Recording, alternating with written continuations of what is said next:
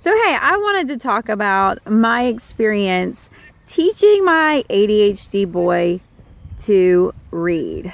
Okay, so this has been asked of me a couple times, and I just want to give you like the backdrop. So I taught my son to read, who was obviously ADHD, and yet I had no idea.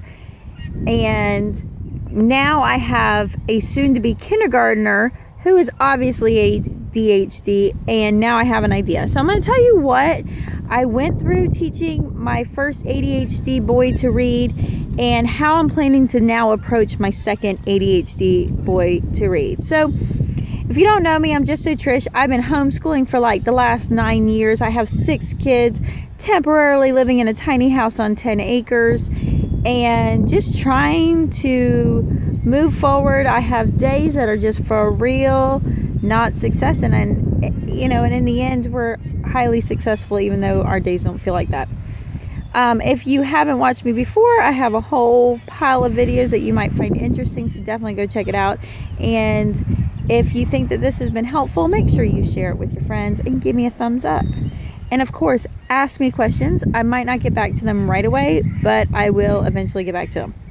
So today I'm sitting out in the garden because, well, the children are highly interruptive. So behind me is the garden, and yes, that blasted bird is back there. So that's why I'm trying to buffer him out with a tree. He was not near me, but I know that bird is going to find me. So if it gets loud and obnoxious, I am so sorry. Okay, so here's the deal. I now have a soon-to-be 12-year-old who is 6th grade that I have homeschooled and I taught to read. And it was really hard at first because he's probably more ADD than ADHD. But in some ways it all comes out the same, and then there's little characteristics that are different. I didn't realize that we were all ADHD until this last year, and now looking back with like eyes of wisdom, it's just like, oh yeah. So the characteristics of my ADHD son as a 3-year-old was the fact he didn't speak. In fact, we had him in speech therapy up and through kindergarten, and he would get so frustrated with situations and the inability to communicate. And when he is frustrated, he doesn't lash out. He actually claps. He would collapse into a ball and just lay on the ground because he was done dealing with it. And I will tell you that characteristic of him is still true today. That is what he will do. He will just shut down and he's done with everybody, and he will go into his quiet place. And so at the time, it was so regular that I would keep him in overalls just so I could pick him up from the back and be able to move him. Because at the time I had, I'd say, a 3-year-old. Katie was 3. I probably had Lottie, a little tiny Lottie, in my arms as a baby. I could have been pregnant at the time, and it was just easier. So at like 3 or 4 years old, the boy wore nothing but overalls because that's how I got him to and from places when he was no longer engaging. And so he began to talk, and he began coming out of his shell and being able to handle things better. And the reality is, we really didn't surpass that point of being able to have him handle things until he was about 10. Until then, he easily was overstimulated, the whole 9 yards. But that's a whole nother conversation. This is about teaching them to read. So when kindergarten level came, that boy would not sit still. No matter how hard I try, he would be like, you would talk to him, and this was him. He would just be like looking, and he'll be like, hey, look, a window. Hey, look, a cat. Oh, did you see this on the ground? And the hard part was, a lot of times it felt, and he was very funny, like class clown funny when he did it. And it felt like a behavioral issue. It felt like a discipline issue. And that was rough. And as his mom, it felt like every interaction was a behavioral issue, if that makes sense. It was a meltdown. And so because of that, as a mom, I just stepped back. I was just like, I'm not going to spend every day correcting his behavior when I really need to be nurturing his heart. And so I'd kind of focus more on nurturing his heart, teaching him, like one of our big things, because he would get so overwhelmed and overstimulated, was teaching him how to take deep breathing, calming his heart down and taking 10 deep breaths And in order to get him to do that, I would literally have to stand in front of him and be like, and he would mimic me until he calmed down. And we did that a lot. And I will tell you, that has been like probably the most important things we ever did as him growing up, because it helps him now to this day. And so I would have friends who were teachers that, you know, deal with ADHD kids, and it would kill me. They would want to help me, and they would want to help me, and they would want to discipline him.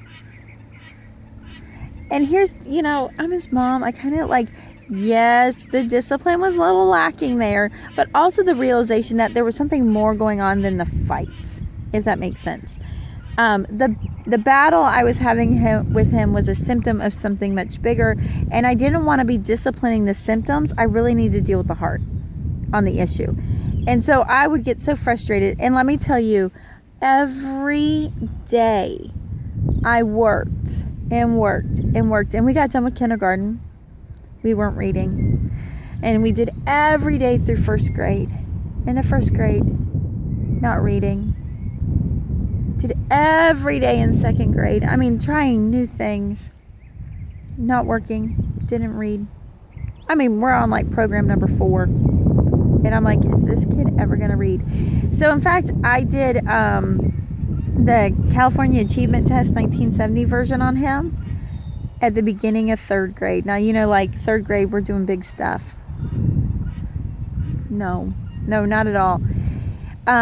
He was at a reading level of 0.9. So 0.9 means you haven't even graduated kindergarten. This poor boy is going into 3rd grade at a 0.9 reading level. And I was just devastated. Now, at that point, I was doing Christian light education. We had worked through it, and I had tried to start in the middle, and I've talked about this in other videos. I'll try to stick a card or an end card, or I'll put a link down below to that video, and talking about like our experience with Christian light education and why I feel like it's really important, and why, like for me and the way that I like to do school, I like the whole workbook thing. That's just my thing. But I thought we could kind of skip in halfway point and jump in and move on from what he knew, not what he mastered. And that's probably one of my failing points. Not what he mastered, but what he knew.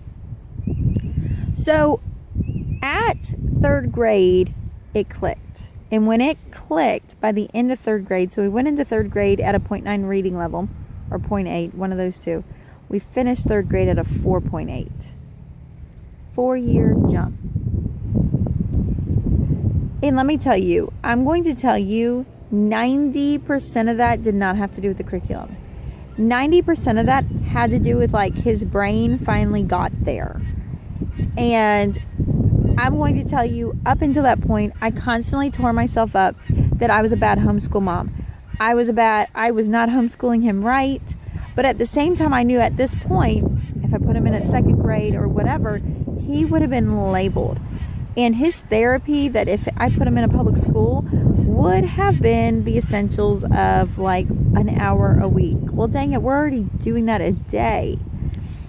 And he would be lost in the shuffle, and he really had a hard time even coming into 3rd grade because he had already labeled himself. And yet nobody labeled him. Nobody labeled him, but he had already labeled himself. I could not imagine what it would be like if he was in a group setting education system that everybody was passing him along or retaining him, versus it just being a very personal education experience.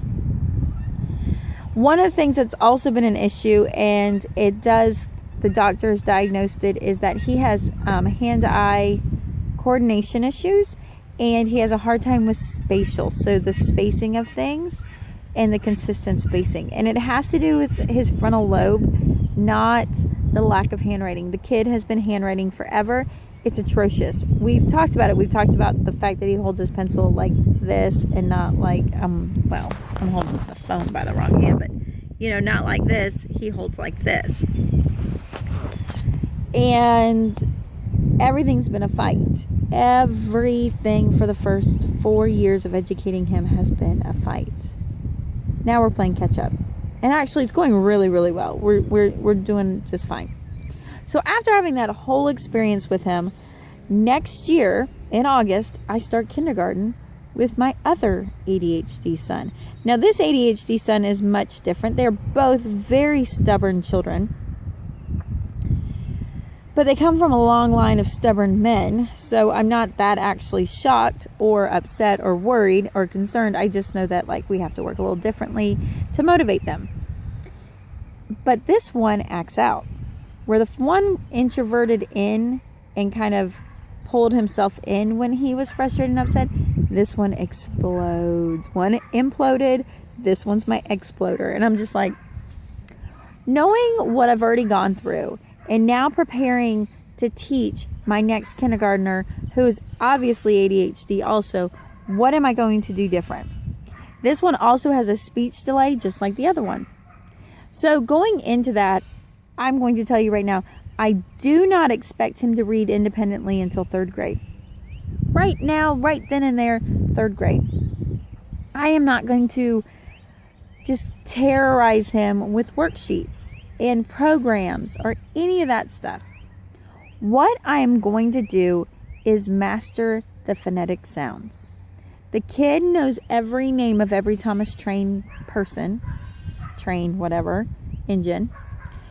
The kid can memorize things like nobody's business when he's interested.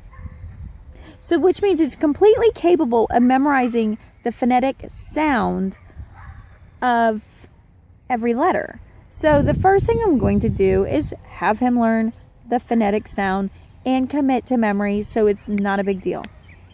And build that, just those pegs. I'm just going to put the pegs in for the sounds. And when he has got that down, even if it takes all of kindergarten because he does not care and he's not interested, it doesn't matter. It may take us a full year. And when he gets that down, I have the flashcards that go ba, ba, bi, ba, ba. And I have charts that have that. And he's going to learn that until it's so ingrained and memorized. Ba, ba, bi, ba, ba. And we're going to do that. When I can get him to that point, at that point, we will begin to learn to read slowly. So slow, it will feel like no progress for 20 minutes a day. I'm not going to be worried. I'm going to be more concerned with putting pegs in of knowledge. And then I feel like when the pegs are there and they're strong, then the connections will start happening and helping to build up his frontal lobe. I think he also has frontal lobe issues. He does not hold a pencil well. He's having a hard time. One of the big things I've seen in my 12-year-old son, my soon-to-be 12-year-old son, is giving him maps to trace. I give him the United States map. He sticks it underneath his paper in his notebook. He traces it.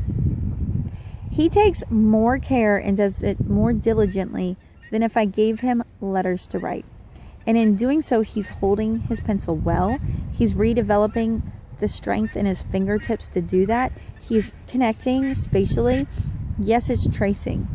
But what I've noticed is there's always this defeated feeling with writing out the words that he was not interested in being precise. But the map work is teaching and connecting his brain to be precise. So seeing that has been amazing.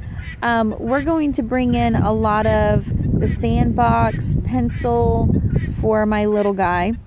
And we'll do all of our alphabet writing in that. I'm going to get pictures of things to trace. Very simple things. Lots of drawings that he will trace onto his paper. And that's going to be the extent, so we're going to learn the ziggly lines and the whole 9 yards and the colors. But here's the thing. You can either spend your entire kindergarten, 1st grade year fighting your highly creative, intelligent, hyper, unfocused child to read. You will cry. They will cry. They will scream. You will scream. You will feel defeated and discouraged. Or you could be willing to go slow. Find a way to be fun and unconventional for your unconventionally wired child, and build the building blocks and get there when their brain is ready to get there. This does not make you a bad homeschool mom. This does not make you a homeschool failure. This is meeting the needs of your child.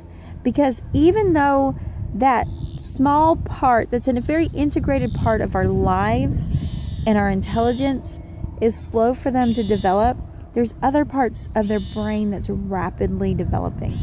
And it's so easy to just get caught up in reading and writing and arithmetic that we forget those, we don't really acknowledge that development.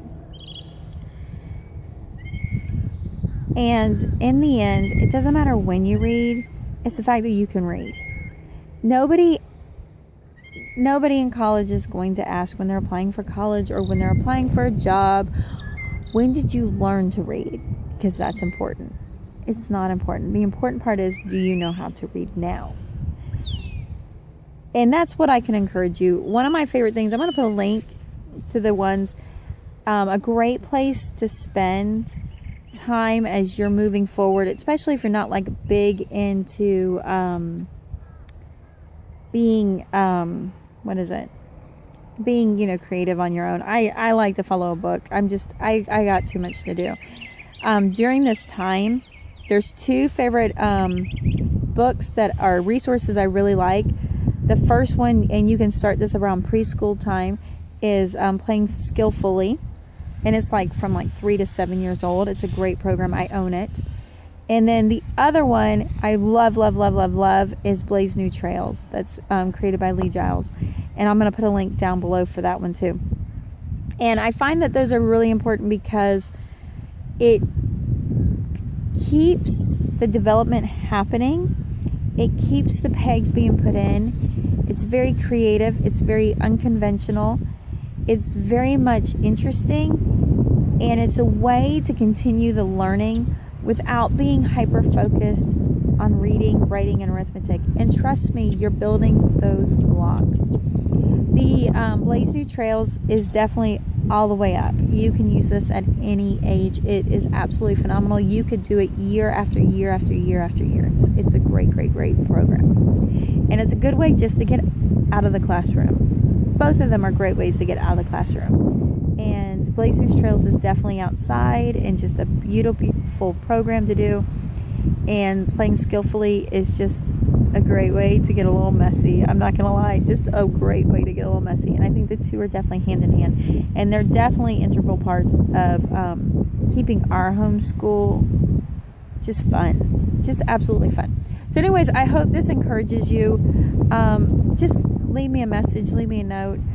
I know that these days can be hard and challenging. I've already been through them, and I'm fixing to begin them again. But I'm so thankful as I do them again. I'm much more prepared than I was once before. So I will talk to you later. Bye.